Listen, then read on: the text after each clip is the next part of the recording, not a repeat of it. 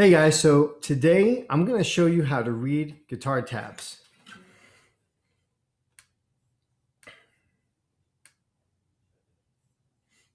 All right, so we're going to go string by string, so to keep it simple and easy. And here's what we're going to do. So first, we're going to start with this line here is going to be the low E string. This line here is going to be the A string. This line is the D string. This line is the G string. This line is the B string. And this line is the high E string. Okay, so we got our lines, right? From the bottom to the top, E, A, D, G, B, E. Cool. So now, if I were to put the number 3 there, that would mean the low E string, 3rd fret. Okay, then we could go 5th fret. And because they're going one after another, that just tells you that first we play the 3rd fret, and then we play the 5th fret. Okay, so that's how that would work. Now, if we were to do something like, let's say, put 5 right above the 3, well, that tells us that we're going to play those two notes together. We're going to play them at the same time. So you want to think of this as like a timeline of events on the guitar. So 3 and 5, but played together. Okay, now let's say you see something like this. And let's say you see that. Now we're playing them at the same time, but it's going to be really hard to use a pick to play both of these notes.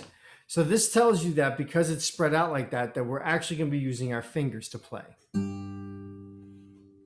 Okay, now if we were strumming this, what we would see in between would be X's. Let's just say, right? And the X's would just tell us that we're going to hit the strings, but we're muting them. So it's going to create this sound. So we would have our two notes being played there.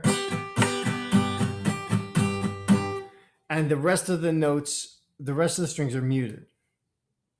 Okay, that's what the X's would stand for. Okay, pretty simple. Okay, so now let's say we're playing here on the 3rd fret, and we're going to do a hammer on onto the 5th fret. There would be an H saying hammer on, and then the fret number that we're going to. So here on the G string, we're playing the third fret, and we're going to hammer onto the 5th fret. Now the problem with guitar tabs is this: it does not show you the rhythm. Okay, there are some tabs out there that do show rhythm, but for the most part, you have to understand the symbols that they use to show rhythm. And if you don't know that, then you're going to be at a complete loss with that too. That's going to be more confusing. So what you want to do when you see something like this and you're not sure what the rhythm is, listen to the song and wait for that part and just try to follow along with it. If you have a teacher, guitar teacher, your guitar teacher can help you work out the rhythm. But like all these different types of hammer-ons, they can come at all kinds of different ways.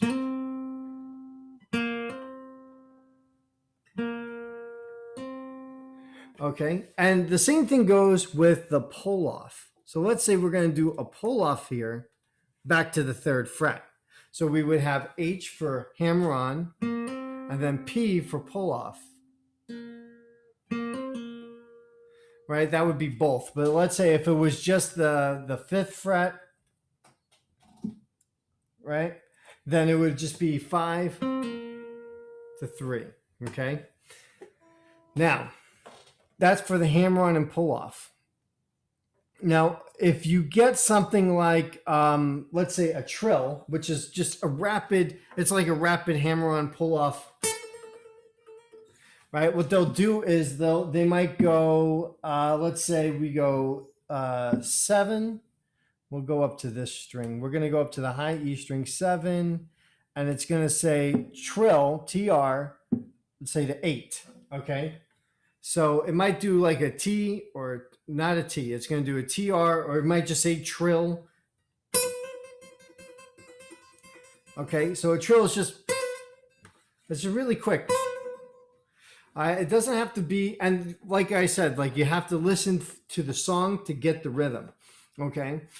All right, so that would be for the trill. Now, let's say we're doing a bend. Okay, so we're going to go here. Let's say we're going to bend here. So let's say we're on the 9th fret. We're going to bend it. We want to get up. So we're going to put a B to say bend. And then in parentheses, we say the fret number that we're bending it to make the pitch of the note sound. So 9, bend, we're going to make it sound like the 10th fret. And if you're not sure if you got to that note, just go up to the 10th fret and play that note. Hear it, and then go back to 9. And then bend it till it matches that 10th fret sound, okay? So, and remember, always listen for the rhythm in the song. If the tabs don't have the rhythm and you don't know how, or if it doesn't, you don't know how to read it. Okay, so we have that 9, bend to 10, and then let's say we're going to release the bend. It would have RB for release bend, right? Which would go back down to 9. So,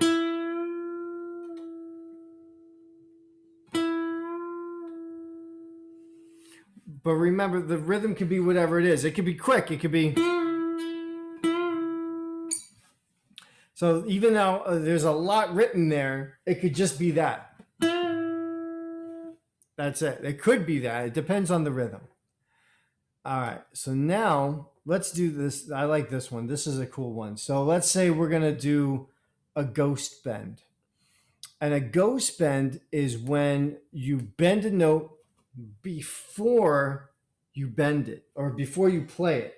So let's say I'm up here on the 10th fret.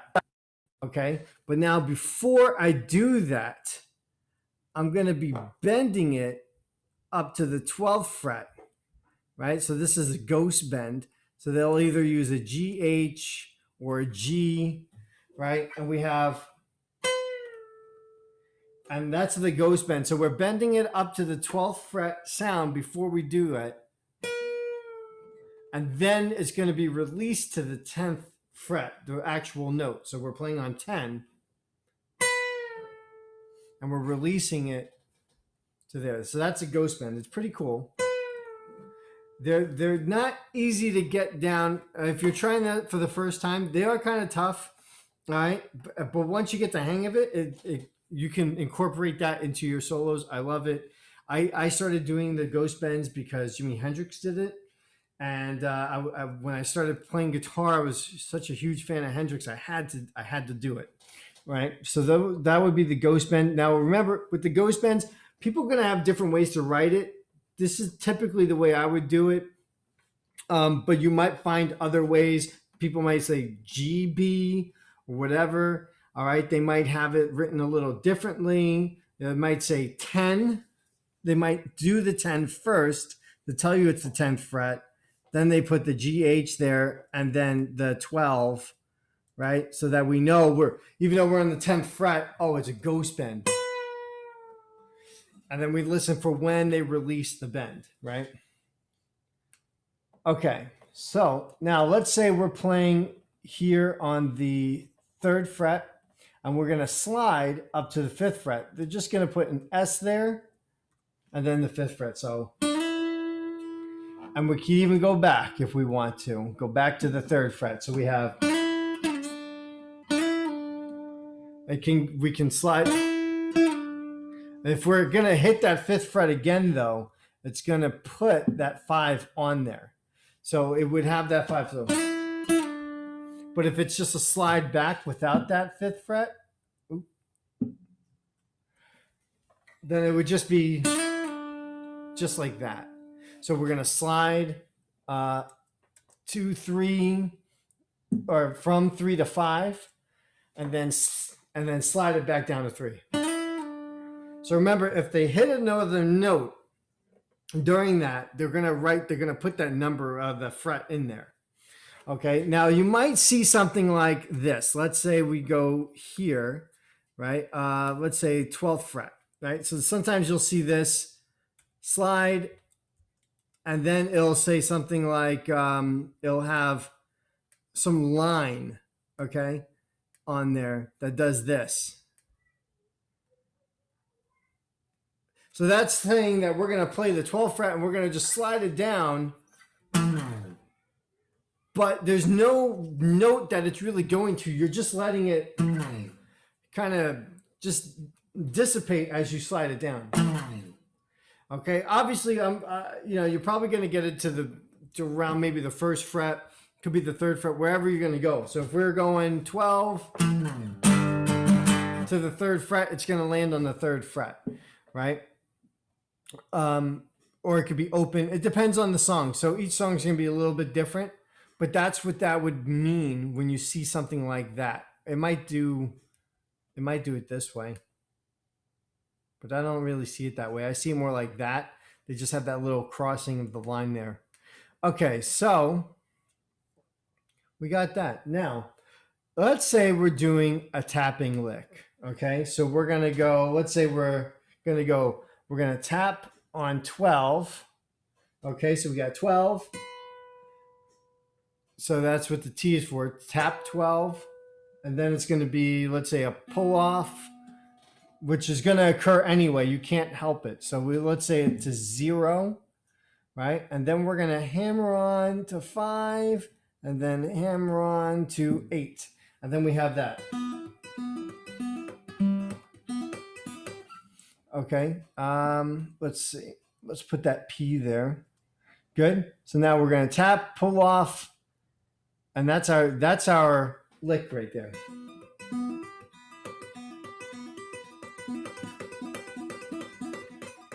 Okay, so the T would show you that we're tapping that note. We could flip all of this around here, and let's say we're going to go 8, pull off, 5, pull off, open, right? Now we have... So it's going to be whatever it says it's going to be. All right. Sometimes it might make you tap another note inside of that, right? Just look for the T, and the T is going to tell you that's the note you're tapping, right? 12th fret here. But maybe you're going to go maybe 15th fret, maybe 13th fret. It doesn't, it's just going to be whatever the song is calling for. Okay. So now, let's say one other thing about the taps is this. So let's say I'm gonna give you guys a scale. We got the G major scale. I'm gonna show you. Okay, 2, 3, 5, and then here is 2, 4, 5. Okay, so this is the G major scale here. Now the tabs don't tell you which finger to use, so you have to kind of figure this out as best as you can for yourself by thinking like, okay, what's gonna work here, right? Now, instinctually, you look at this, and when you get to the first note, you'd probably want to use your index finger. But that wouldn't really necessarily be the best plan since you're going to be playing on the 2nd fret. And when I do stuff like this, I like to think of each finger as having its own fret, right?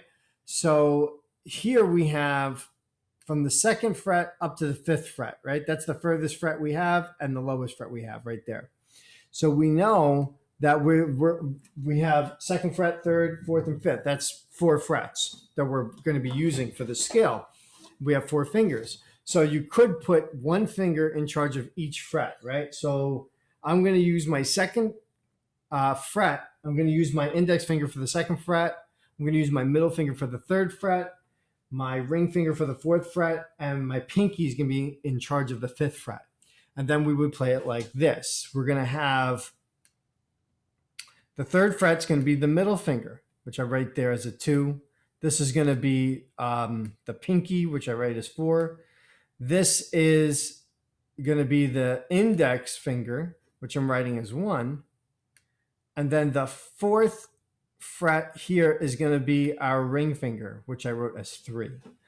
Okay, so now remember, if you run into something and you're looking at like, I don't know which fingers to use, do the best you can to determine what's going to create the least amount of hand movement, just a sliding up and down the neck to play that thing, rather than just trying to use one finger and fumble around with it with 1 or 2 fingers. Try to utilize all 4 of your fingers when you play something like that. If you have a guitar teacher, you can always ask them. Okay, and usually guitar teachers have really good advice about stuff like that. All right, and then we have our scale. Nice. Okay, so that would be it. So now let's say we're going to do something like play a harmonic. Okay, so now this is where things get, people go, well, you already used the H. You're like, yeah, you're right. So different tabs, remember, tabs are written by just regular people like you and me. It's not, if you go online and you find a website and there's tabs on there, just remember people are making these things up from the best of their ability, and everyone's going to write tabs just a little bit differently. So a lot of people, what they do is they'll put like a little key either at the top or the bottom of the tabs to tell you what all their symbols mean. Okay, so what this is really just giving you like a general idea. So let's say we're playing 5th fret here, but we want to do that as a harmonic. So what some people will do is go star H. So that way we know it's a harmonic. Or they might go NH, which means natural harmonic. Like I said, or they might go har. It depends. All right, so but we have our, that's the one because it's the G string. So that would be that. That's the harmonic. Now, if we're going to do a pinch harmonic, right, in the same spot, it would be PH, actual P. All right, so then we would know pinch harmonic, right, which I just got right there. I don't know how well it's going to pick up on the mic. It's acoustic guitar, so the pinch harmonic, and they usually put a little star there, so that way you can just see it. So sometimes guys will just put the star there. Sometimes they'll put the PH there. Sometimes they'll put the H with the star. Or like I said, everyone does this a little bit differently. So it's kind of hard to determine. So always look at the key on the bottom and use that as a guide to what this person who made these tabs are telling you, or trying to tell you about how this song is played. And just remember, like the tabs, one thing is that tabs are made by people, most of the ones you're going to find online are made by people who sit there and just listen to the song and try to figure it out by ear. So tabs are not 100% perfect all the time. Don't regard it as like the Bible, okay? But they can be very excellent guides, and sometimes they can be very accurate. I've run into people who make tabs who are like spot on, and then sometimes tabs are just terrible. You find something, you start playing it, you think you know the song, then you go try to play along with the song, and it just doesn't fit at all. And they forget to tell you things like, oh, there was a capo on this, or they played it, they did their own rendition of it, or they forgot to mention that they were doing a different version of it. Stuff like that. Or you might find it in there. So you're going to run into stuff like that with the tabs, where people are going to put different things in there, or they're going to do different versions of it. So you might find someone who wanted to do an easy version of the song rather than the actual song. So, or the way it's actually played. So you might run into that as well. Okay, so with the tabs, you have to remember that people are going to do things a little bit differently. It depends on, how they learn. If you were to go to the store and buy a book, the book is usually the copyrighted music, so it's 99.9% accurate. I would say every once in a while I'll get a book of tablature. It has the tablature in there, and there might be a note that's wrong in there. It's very rare to find that because it is the copyrighted music. So that's usually dead on accurate. But like I said, if you're going online and just looking up tabs on different websites, remember it's just people uploading it. Okay, so they're not gonna. They might make some mistakes. Okay, and that's all right because between the tabs being your guide and your own ear and your own ability, and even your guitar teacher, if you have a guitar teacher, all right, all those things combined is going to help you really be able to play the song. And what's really cool is because of today, with all of our technology, you could just go right onto YouTube and check out the artist playing the song for real and seeing what they're doing with their hands. Okay, and then you can say, oh, wow, he's playing it totally different than the guy on the tabs is showing. Could be the same notes, but remember, everyone's going to play things a little bit differently. Okay, so if you find someone playing it one way and someone else playing it a different way, it could just be the same notes, just in a different spot. Like let's say I'm playing 7th fret and then the 5th fret. Now I can play it like that, or I could play it like this. Right now I'm playing on a different string, and now I don't have to. It kind of gives me a different angle I can go at with notes. So it depends on the person making the tabs. They might make a decision to play it this way because it's just more comfortable for them, or they think that's what's going on, what the artist is doing. It depends. So remember, tabs should be used more as a guide rather than like an act, like the real. This is how it's really played. All right, and listen to the song. Sometimes they're dead accurate. So, and I think sometimes those guys get it out of books and they just put it up online. And kudos to those guys because it takes time to make those things. So, it's don't take it for granted. Okay, but you're going to get tabs that are just wrong, and then you're going to get tabs that are pretty good. So you want to use those as a guide and use your ear. Okay, your ear is your most valuable asset when it comes to playing. And that ear of yours is going to help you determine whether or not those tabs are correct. And then you just fix it yourself. Okay, you could just mentally fix it, or you can just copy paste it and then retype the correct notes in. Okay, and sometimes you might think you're right, and then it turns out you're wrong anyway, and that the tabs were right. So it's going to be what it is. All right, it's all part of the journey. So I hope this video helped, and just be sure, if you did like this video, like the video, subscribe to the channel, and hit notifications so that you can stay updated on all the videos that come out.